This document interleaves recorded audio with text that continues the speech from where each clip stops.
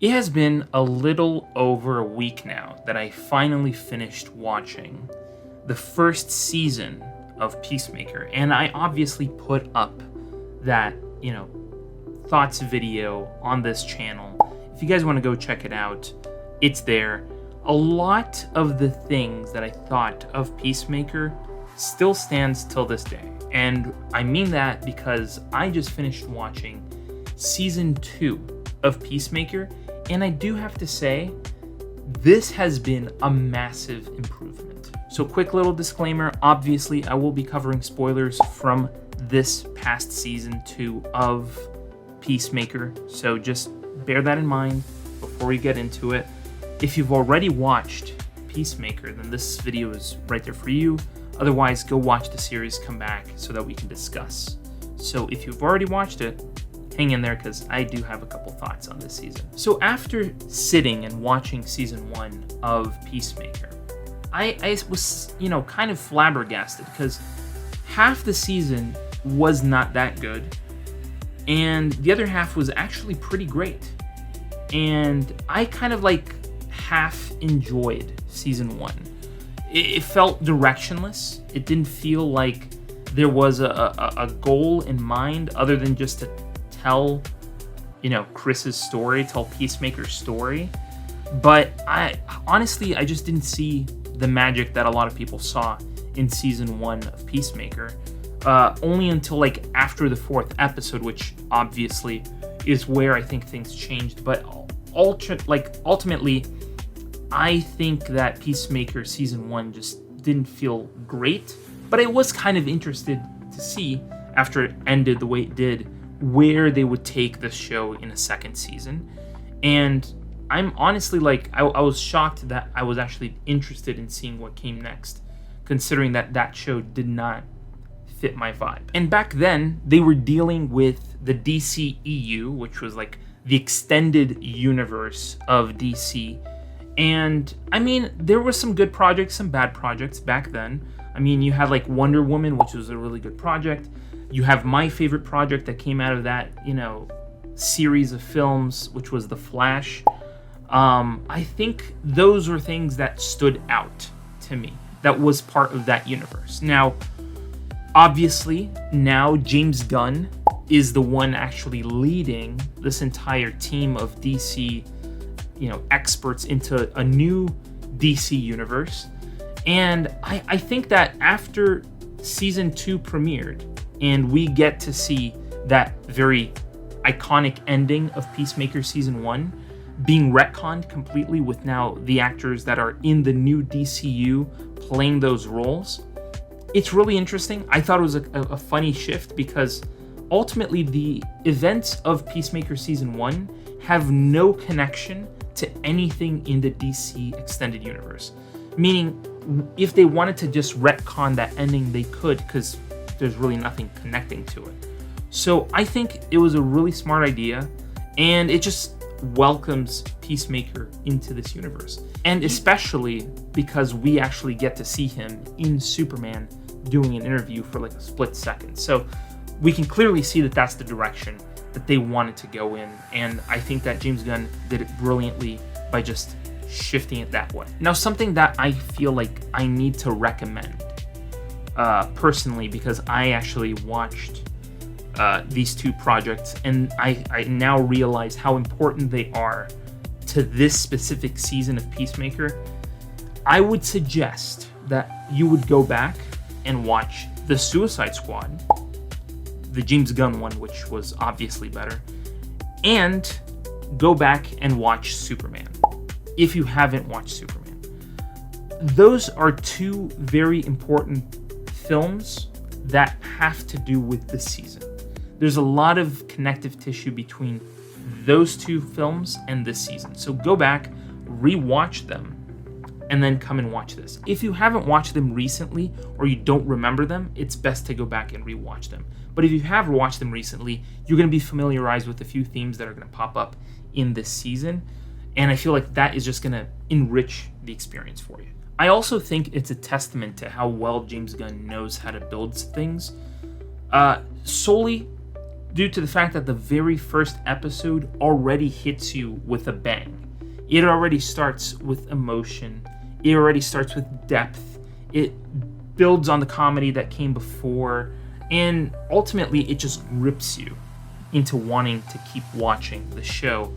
And just the inclusion of, Guy Gardner in this case and Hot Girl to kind of connect you to the greater DCU, which obviously they were both characters that were introduced in Superman. To see them in this show is a really brilliant idea from James Gunn, and just extends this universe and shows how well connected it is. And that also extends to how well structured and how solid each individual episode is. I feel like each episode shines in their own unique way, and they're very solid. They're very good, solid episodes, and it just builds on the story, which to me is truly a feat of its own, because the first season wasn't capable of pulling that off, but this season they were capable of doing what the last season couldn't do, which was just grip my attention and just keep me wanting to watch more, which is something that I really wanted from the series, and season 2 literally got that out of it. And like always, James Gunn is great at extracting the best from each individual actor, and I feel like everything that I said about season 1 about each actor still stands till this season. I mean, everybody is elevated in such a great way. The writing is, it's borderline fantastic. It's not absolutely fantastic, but it's borderline fantastic. And I feel like there are fantastic moments that each character has. And I feel like there are a few standouts in this show that I just have to give props to. And I feel like that the very top of that list has to be Danielle Brooks. I feel like last season she was a bit underutilized, and like I said, I feel like towards the end she became a more fully fledged character, closer to a fully fledged character, I should say. But in this season, I have to say, hands down, out of all the characters, even including Peacemaker, which I still think had great strides as a character, in this show, I think Adebayo was the best character for me this entire season. She is the voice of reason and almost like a clairvoyance to everybody else, and she kind of guides these people in a way, and I absolutely love that. I feel like she's so much more better written this season round, and honestly, it's just a character that I just clicked with, like that one person that you rely on, that's your friend, that is there to truly lift you up.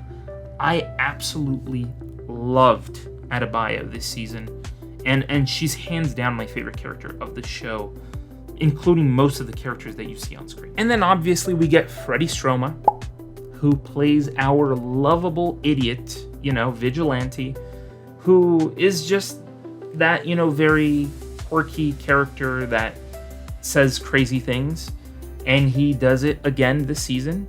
Freddie Stroma does a great job embracing this character and all the ridiculousness that revolves around him. I think Vigilante as a character this season, we see a different side of that character when we find out that, he literally fights crime, and he technically just takes all this bad stuff with him. He has bags of drugs, and he has all this money that he takes from all these drug busts that he does, and ultimately he just keeps all that stuff in the basement so that nobody else has access to them. So deep down, I feel like we get a different side of him, even though we get to see two versions of him in two different universes that are essentially the same, which is nuts. It's nuts. It's almost like they're literally copies of each other. And obviously we have that small difference due to the difference in universe between them, but I feel like having that connection between those two moments that we have, one with Vigilante from one universe and Vigilante from another universe, and seeing those two interact with one another is awesome. And I just absolutely love that. And that was really fun to see. And ultimately, after this season, I want to see more of Vigilante. I think he's pretty darn cool, especially after we find out that he's actually been doing some good behind the scenes. So, way to go. Then we get Frank Grillo, who is playing Flag Senior in this universe now. Obviously, I think that Frank Grillo is a great actor. I love seeing him in a role that just fits him so perfectly. Like, holy cow. Like, James Gunn just knows how to cast people, and he knew that he was going to fit perfectly for this role. So Frank Grillo as Flag Senior is just chef's kiss. But I also wanted to add something else on top of that. I think Frank Grillo is such an underappreciated actor. Deep down, I think he's a very underappreciated actor because he's great. I mean, my goodness, he's a great actor. The problem is that he goes and does projects that ultimately like diminish him in a way, but I honestly really like him. I love him as in this role as, you know, I mean, it's just so good to see him do a good role. That's where I want to get that. Like, I feel like that's the point. It's so good to see Frank Grillo finally get a role that's actually good. And obviously, I can't help but talk about probably the most notable name that I can think of when I think of this show now, and that is obviously Michael Rooker. And he plays like this sort of eagle hunter, you know, character. And there's just a moment in this show that it just felt like he was playing like an Elmer Fudd. Like, if you know who I'm talking about, Elmer Fudd, I'm going to give you a picture of Elmer Fudd. It was that vibe of a character. You know, Elmer Fudd type character going after Eagly, almost like a Elmer Fudd versus Bugs Bunny kind of situation. I was cracking up so much. It was hilarious. Hilarious. He lasts for like 2, maybe 3 episodes, but he was so good on this show. Even for the small amount of time that he has on screen, and ultimately his demise is pretty hilarious as well, but I think that it was great having him on the show. And I just gotta give James Gunn even more props for his writing and his ability to insert a joke that is so meta that it might fly over people's heads completely. And that to me is the moment that Robert Patrick does his version of "Come with me if you want to live," like from Terminator. That was absolutely brilliant on James Gunn's part. I think James Gunn did a great job of like digging into like a meta like moment there, like a little pop culture gap. And he was capable of making something so well comedic and well timed that I was like, oh my god, that is just perfect. That is just perfect comedy and perfect timing. And I think James Gunn did a great job by including that in the series. Now, a concept that I really enjoyed was the idea that we get to explore more of like the multiversal aspect of, you know, Chris's ability to open this door to like a pocket dimension that actually has doors to other dimensions in there. I just love that. I love that concept. It just opens up a world of possibilities of where they could go and what doors they could open. And obviously my dream is for one of the doors to open into like the MCU.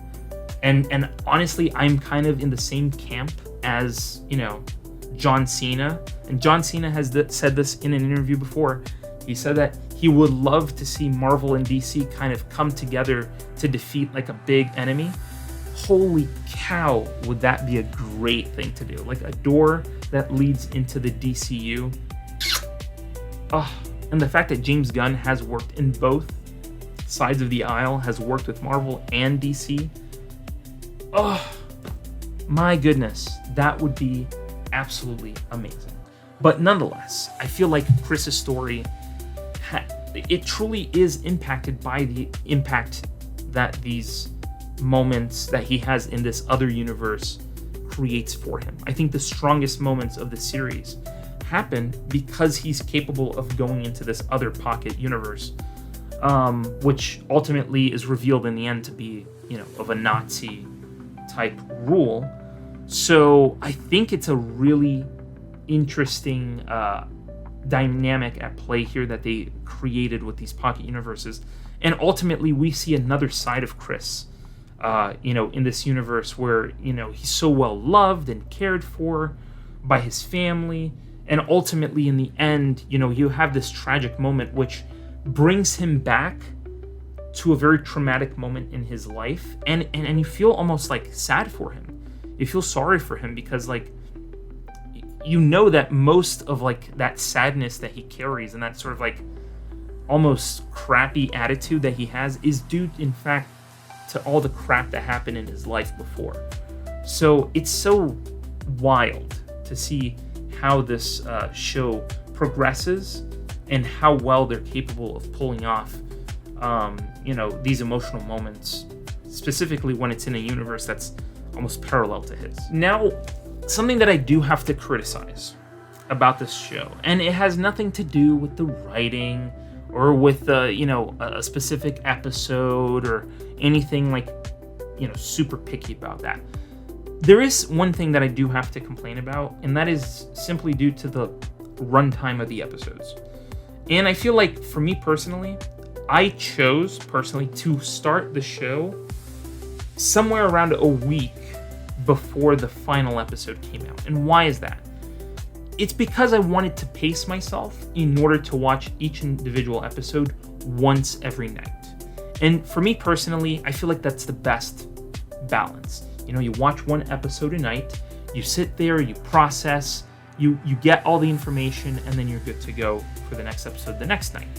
For me personally, the weekly schedule, in a world that we are living in that is based in streaming, I honestly believe like the strongest approach for the show would to either release everything at once in full on blast mode and give us all the episodes at once so we can binge, which I know is not a good idea at times because typically shows lose their popularity if all the episodes are released at once. But if the show is really good, it's everything everybody's going to talk about. And that is the case as it has been with like Stranger Things and, Squid Game and all these other shows that released all their episodes at once that ultimately became, big hits. So I don't think that it would have impacted it as much. So I think the alternative would be to release a batch every week. I still think that shows that release batch episodes, similarly to how like Andor did it, which was 3 episodes every week, I think that's brilliant. I think that's how you should release shows. If you have 12 episodes, 3 episodes a week. If you have 8 episodes, 2 episodes a week. That's awesome. You're going to narrow down the experience to about 4 weeks or 3 weeks.